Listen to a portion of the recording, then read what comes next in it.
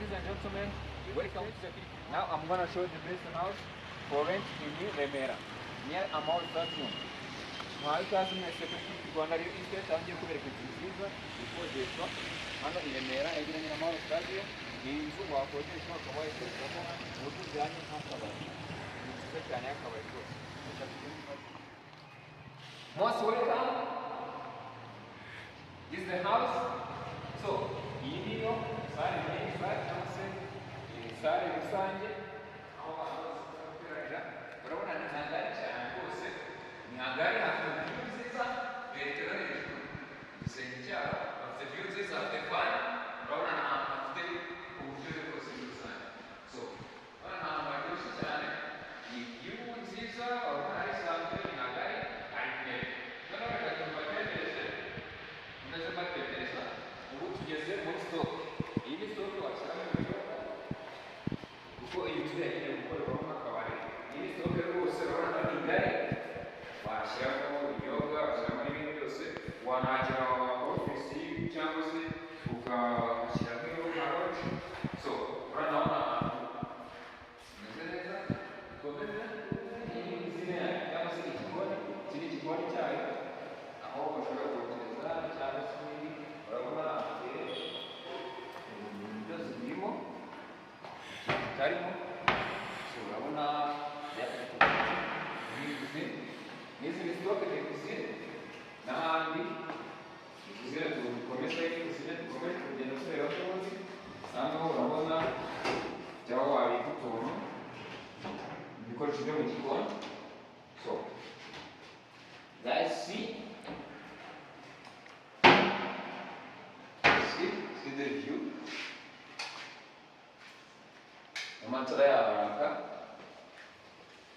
So dukomeze muri stock de cuisine. Iyi ni stock de cuisine, imiryango yawe yose urabona ni VIP. Imiryango yawe urabona ni VIP. Iyi ni stock de cuisine, ukakinga rwose, ugakinga imiryango yawe urabona ni VIP. So dukomeze mutembereza. Ora berekana video hejuru, urabona hameze. Dukomeze umujyane kuri toilette, gutembereza toilette, imiryango ni VIP, urabona imiryango ni VIP. Dukomeze bari kuri toilette. Izi ni toilette z'abagabo, z'abagore, izi ni toilette z'abagabo. So kaduhere ku z'abagore, dutembereze mwereke. Urabona izi toilette z'abagore, izi toilette ebyiri. Urabona nazo ni VIP, ziratunganyije neza, imisarane igezweho, ifite amazi, ifite iki byose, ifite ibikoresho byose. N'undi muryango wa toilette nawe urabona uratunganyije, it's fine. And then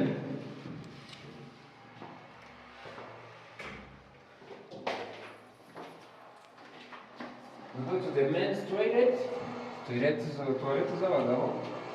So urabona nazo ni itunganyije, hari ubwogero, so hari intwari ebyiri ndetse na toilette and toilet. So nazo ziratunganyije nk'ibisanzwe, imiryango yaho ni VIP, view yaho ni fresh. So iyi ni imari ishimishije rwose, ni imari ishimishije. Reka tugende noneho muzamu ujye kwereka muri VIP, twagiye muri VIP.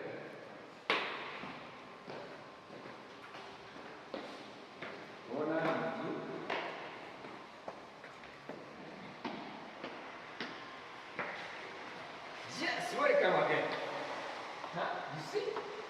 You need the VIP. I made side echo. Akawani ya VIP. So, inayo urabona the views is how we can take it in uburyo bose ureba. Iri ni style aspect, bigger house, toilet, private hotel. So, this is how we do it.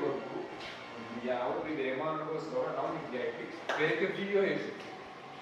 Ahantu ndazikwereka, uwikeneye ndazikwereka amafoto yaho ya nijoro, ukuntu haba haryoshye cyane rwose, haba haryoshye. Ndazikwereka na video yaho ya nijoro, n'ahantu haba haryoshye rwose. So umuntu rero afite gahunda yo gukora business yagatera imbere, hano ni ahantu heza cyane hegeranye na Mahoro Stadium, ni mu gace ka Remera, ahantu hakunzwe cyane rwose, hari urujya n'uruza rw'abantu, hari abantu benshi, hari traffic. So iyi nzu rero irakodeshwa miliyoni 6 ku kwezi, ni gukorerwamo akabari, ni akabatembereje, urabona ko kameze neza cyane. Ku bindi bisobanuro niba ukeneye kuri ibi bisobanuro wahamagara kuri nimero muri screen yawe, cyangwa se ukatwandikira kuri email yacu nayo igaragara ngaho muri screen, ni Click Rwanda, iyo estate ya click-rwanda.com.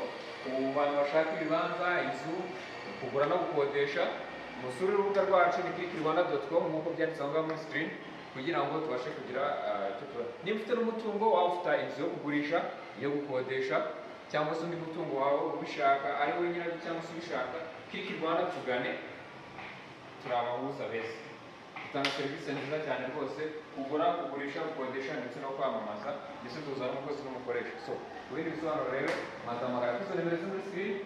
So that's fine. Dufite na parikingi yayo hajyamo imodoka zigera ku 8, ndetse hari na parikingi zindi ziri ku ruhande, ariko hano hari byinshi parikingi nazo urazibona. So guys, iyi ni imari